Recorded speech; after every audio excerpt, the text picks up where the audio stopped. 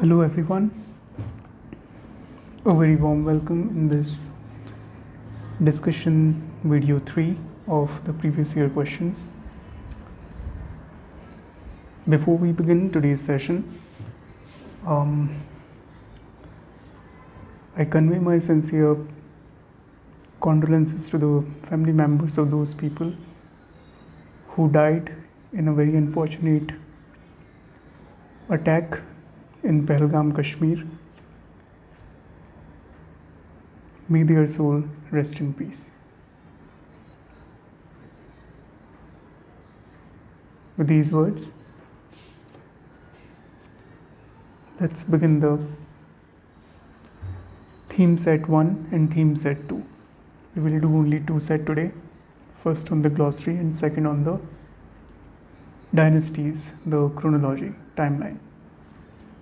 Questions are straightforward, from bizarre to quite very simple. Okay, so we have theme set 1, the glossary. The first question, the word Hindu as reference to the people of Hind was first used by the Arabs. We all know this.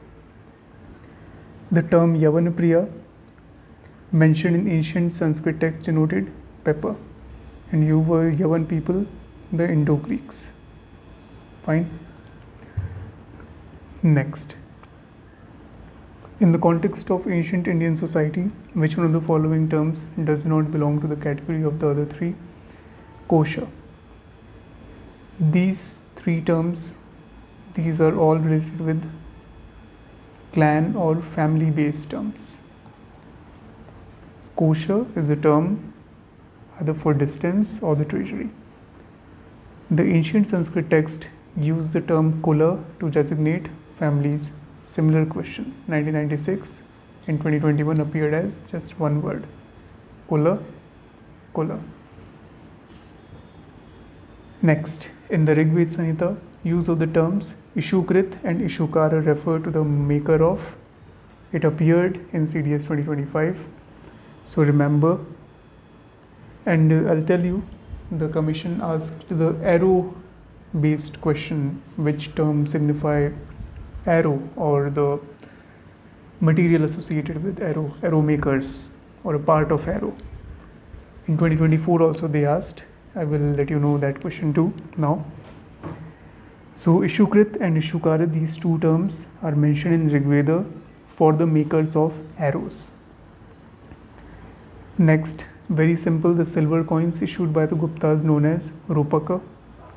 Next, which one of the following was a corporation of merchant in ancient India? MoneyGramma.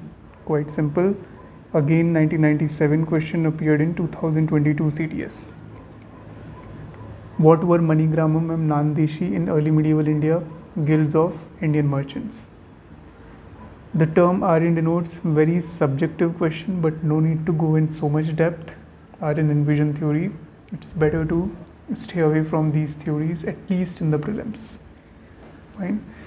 We must not ask such things in ABCD format question. But anyway, it appeared somewhere in 1999. So it's a too safe play. It's a speech group, the Aryan, not any race or that thing. A speech group. Moving to next question.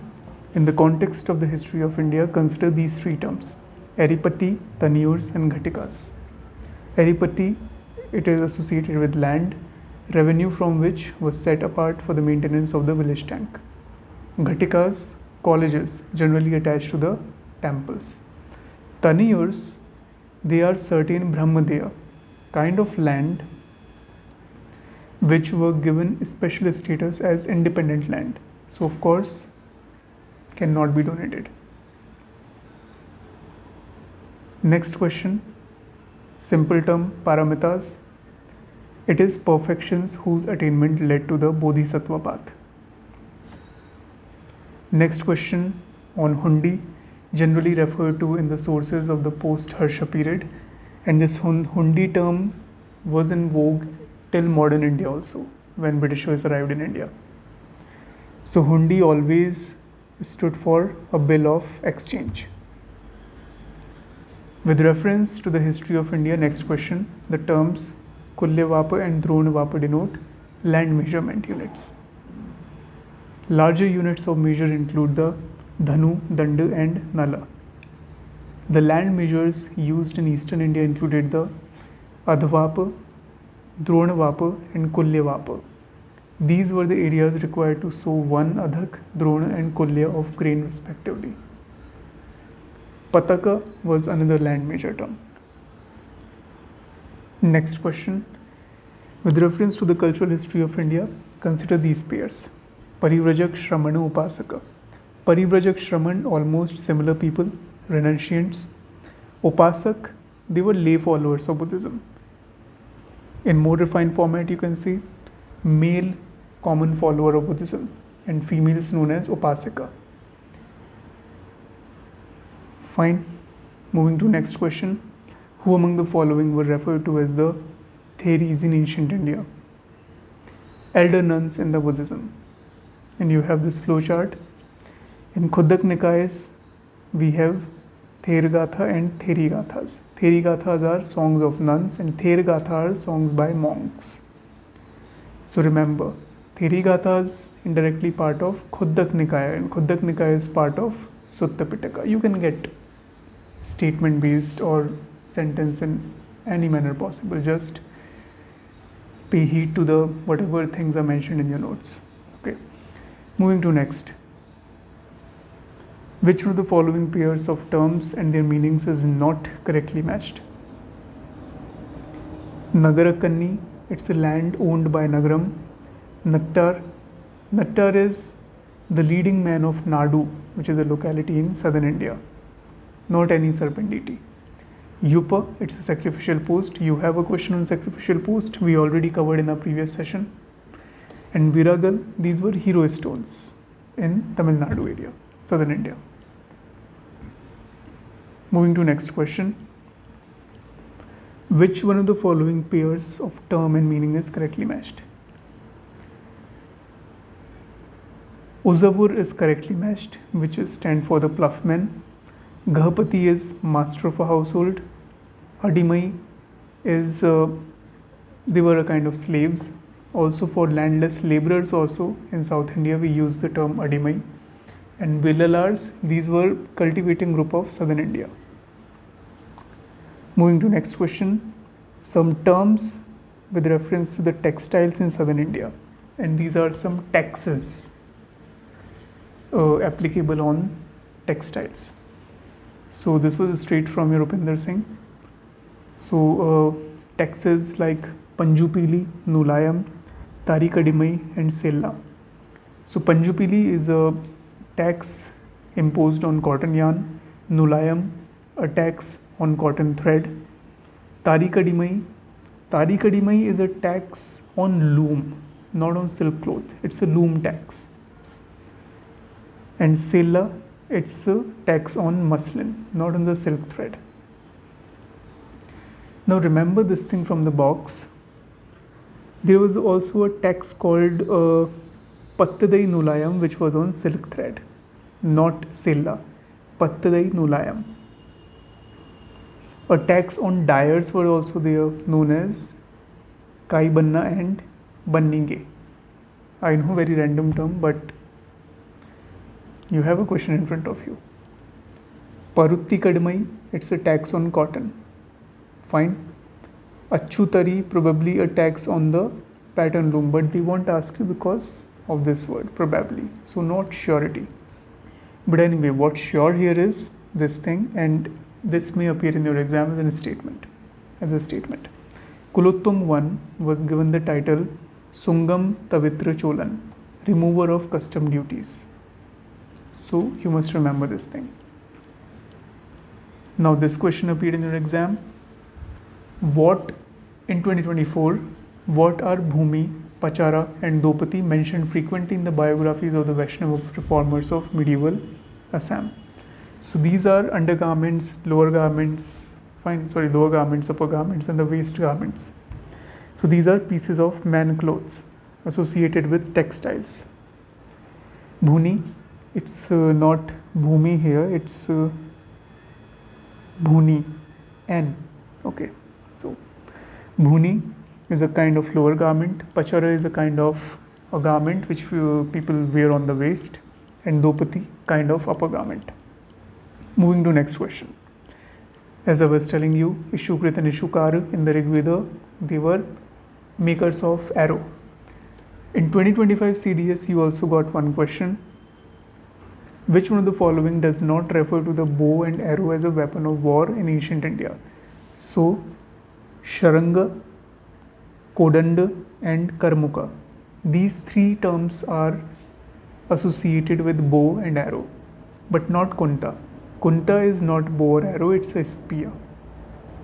Okay, so arrow based terms repeated successively in 2024-25. So remember these: Ishukrit, Ishukar, and Shranga, Kodanda, and Karmuka. Kunta is a spear. It's fine. With this, we are done with theme set number 1.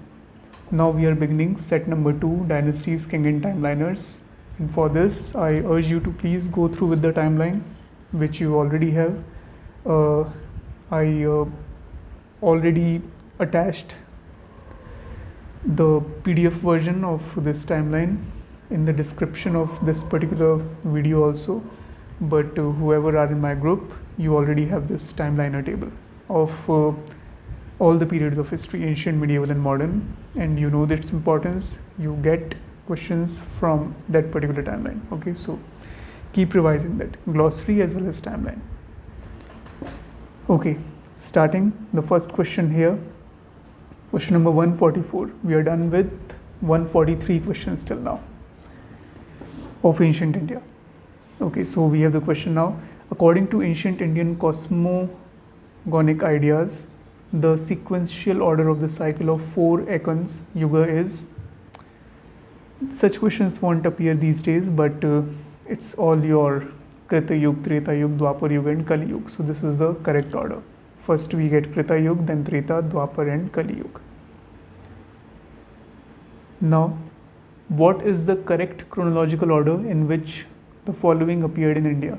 So of course, first we have urbanization, first urbanization, second urbanization, urban culture, then iron plough, then punch marked silver coins, earliest known coins, and gold coins much later. So this is the correct order. Next eras and when they started, they reckoned from. Vikram era, everyone know, 58 BC, the earliest. Shaka era, 78 AD. Gupta era, approximately 300 AD, 320 AD. And Kali, way more earliest. This is the earliest, 3102 BC somewhere. Now this 248 AD, this is Kalachuri. Okay. Now see, this question appeared in 1995, and in 2024 CAPF you have this question. First see this, now see this. After 20 years, oh sorry, more than 30 years, this question got repeated. And it says they have given you 5 eras, and question is asking you which one of the following is the correct chronological order of the above eras, starting with the earliest. So first, of course, we have Vikram era, started 58 BC. Then we have Shaka era, 78 AD. Then we have Kalachuri era, 248 AD. Then we have Gupta era, 320 AD. And at last in these options, Harsha era at 650 AD approximately. Okay, so remember this.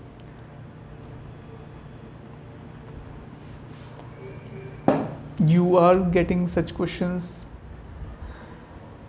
maybe once in a 10 years. So this is one such question. The Badami rock inscription of Pulakeshin 1 is dated in the Shaka year 465. If the same were to be dated in Vikram Samvat, the year would be, just add 465 plus I think how much? 58. or should be minus. Actually, I'm not very poor in maths. You have to divide or add some year. This Shaka era 465. If the, okay, it is 465. So you will add 78, or what you have to do actually.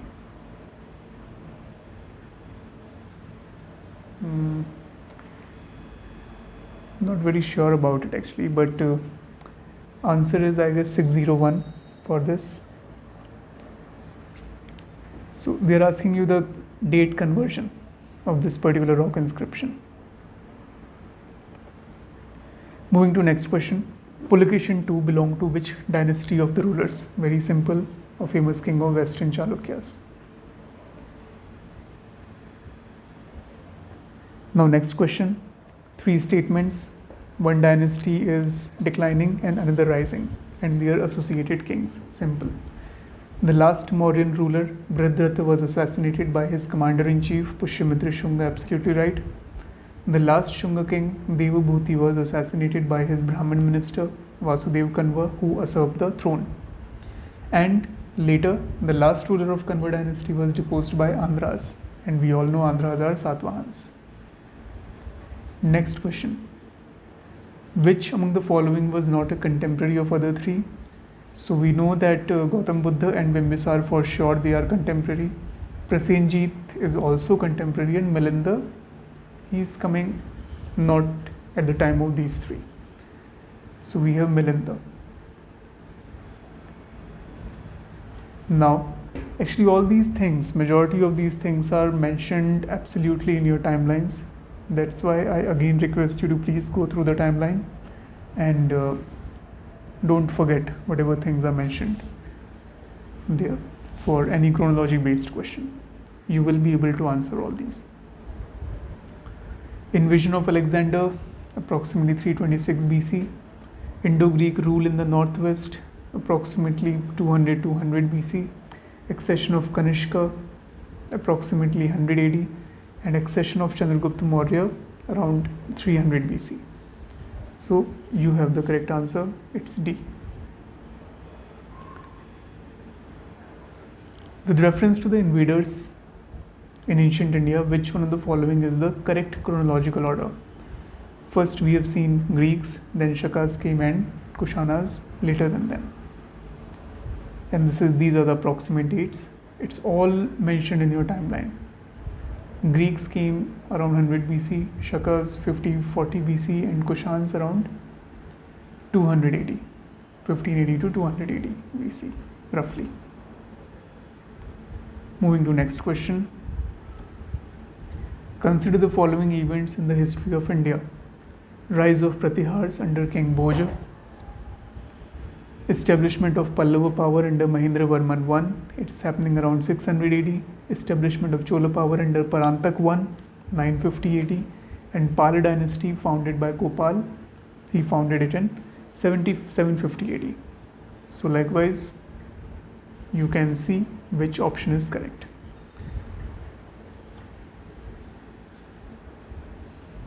Now this question. From the decline of the Guptas until the rise of the Harshvardhan in the early 7th century, which of the following power and holding kingdoms were northern India?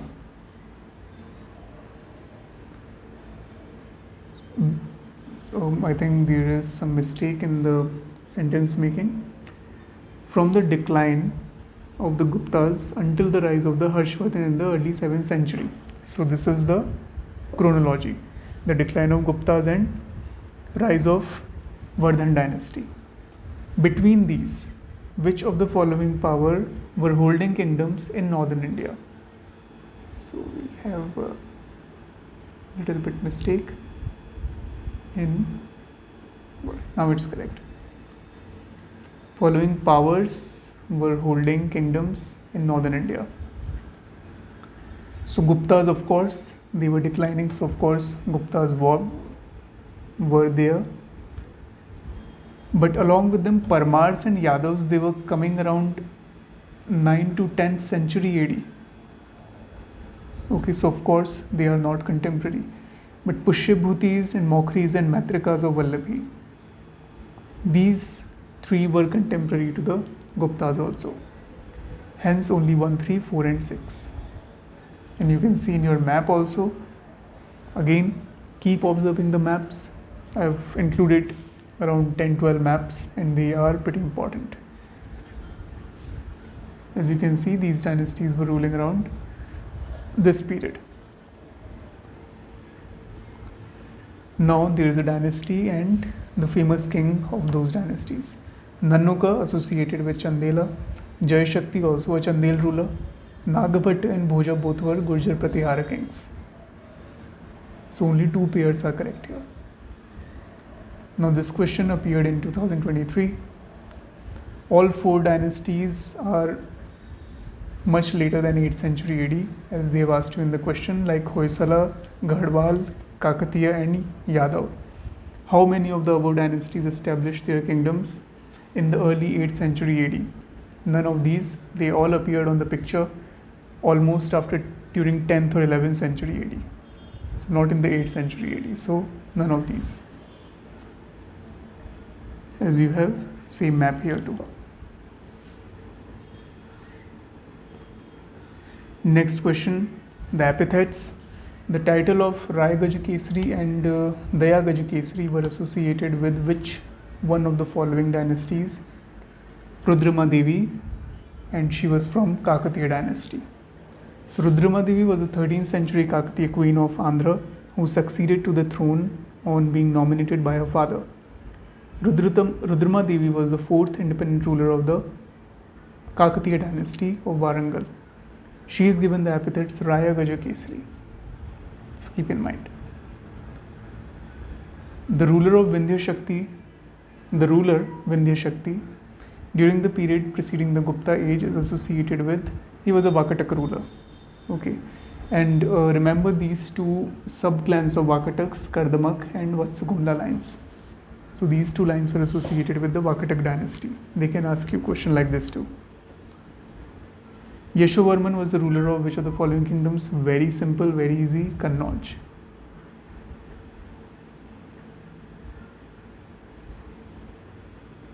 Next we have, who among the following laid the foundation of Rashtrakuta Empire, Dantidurg? Very simple question. Which one of the following Chola kings conquered Ceylon? Rajendra. Very easy, mentioned in your NCERT too. Now this question. Who among the following Chola kings encouraged the Shailendra ruler of Sri Vijaya to build a Buddhist vihar in Negapattanam? And this Buddhist vihar in Negapattanam also known as Chudamani Vihar. So first of all, the answer is Rajaraja 1, but we should learn from here. The Sumatra-based Sri Vijaya Empire, which enjoyed friendly relations with the Cholas, took the initiative to build a large Buddhist monastery in Nagapattinam. Behind this initiative was Chudamani Varman, who was a shrewd member of the Shailendra family of the Sri Vijaya Empire. And this Sri Vijaya Empire is currently your Indonesia, Sumatra, whose reign reportedly lasted from this period, not important. Chudamani Varman approached Rajaraja Chola through an envoy.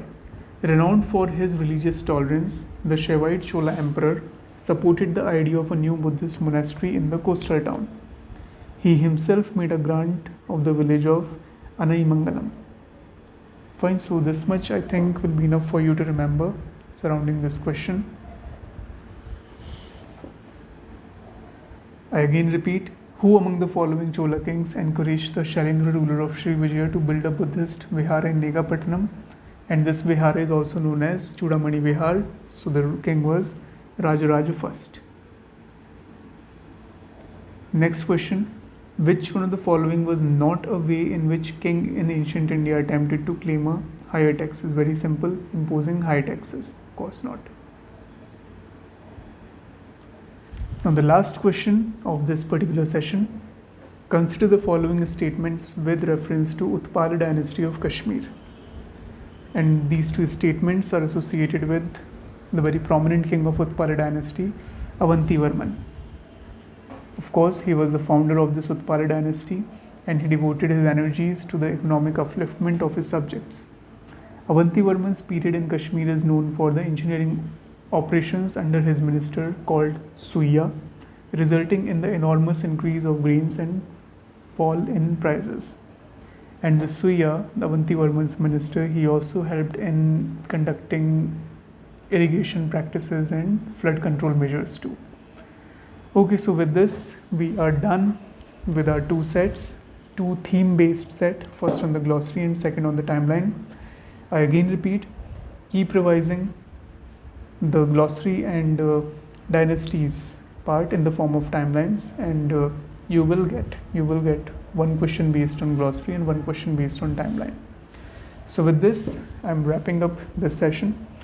I hope you are enjoying and revising the previous year questions along with me. Download the file from the description below and keep practicing, keep enjoying history, and all the very best for your upcoming exams. See you tomorrow with the next session. Thank you so much.